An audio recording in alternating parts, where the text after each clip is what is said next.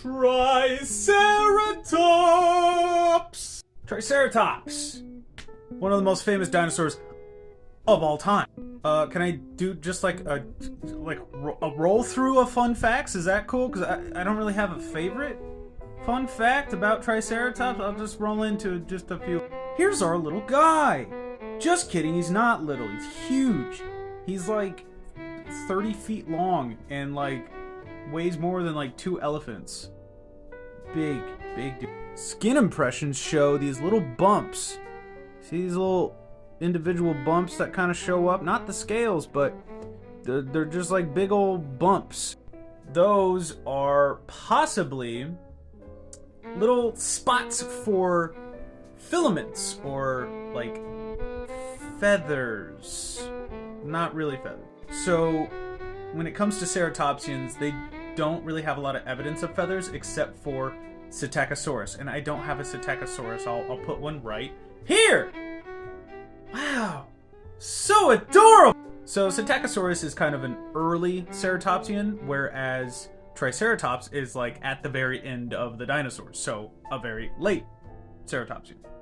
And as you could see with Psittacosaurus, it has those weird like prongs or quills on the back of the tail, and those are feather-like filaments. Very early, not our beautiful peacock feathers or anything like that, but at the time feathers were still kind of evolving, so that was one little spot that I guess Psittacosaurus had. So with skin impressions of Triceratops, these little bumps had holes in the middle of them. If it laid down on its side in the mud, those holes that were inside of those little bumps were actually like spikes that came through into the mud.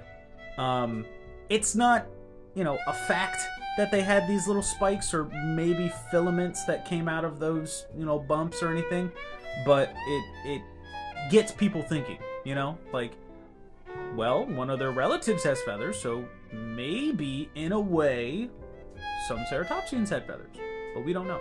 Also, ceratopsians have probably the weirdest feet I've ever seen, especially the front feet. So you see that? Those first 3 toes have a nail on them. But the other toes, yeah, there's more toes. It's not just 3. They don't have a nail. You see that? Here, my nose is nice and white, so you can see that. But yeah, they don't have a nail on the end. And everybody thinks that they have like elephant feet, where they're very round. They're not. They're shaped like a U. Here's a better look at it. They walk on their tiptoes, so it's like shaped like a U. They're weird. They're a very strange animal. And when they walk, they don't walk like this. They walk like this, and then these 3 toes are what they put pressure on. They don't put pressure on these ones. These ones are all shrunk up like this, and they put pressure on these ones. So just like every other dinosaur, here, let me see if I can find another. So like this Dinocheirus, you see how its hands are kind of in a clapping motion?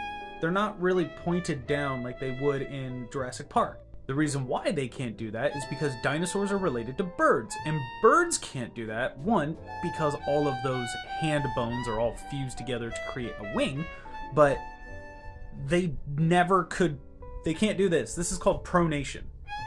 And dinosaurs, all dinosaurs, cannot pronate their hands at all.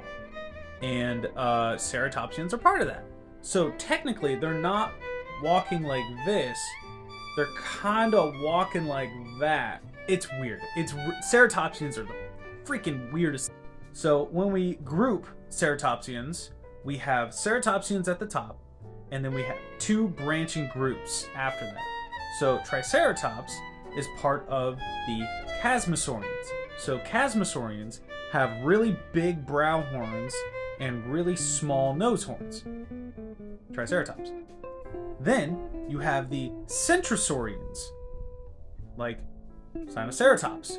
Sinoceratops focused its weaponry into the one horn on the nose, and the brow horns kind of disappeared. Some have little brow horns, but they focus more on that big nose horn, kind of like Styracosaurus as well. So there you go. Not only did you get some facts on Triceratops, but you also got some facts on its family. So I hope you enjoyed.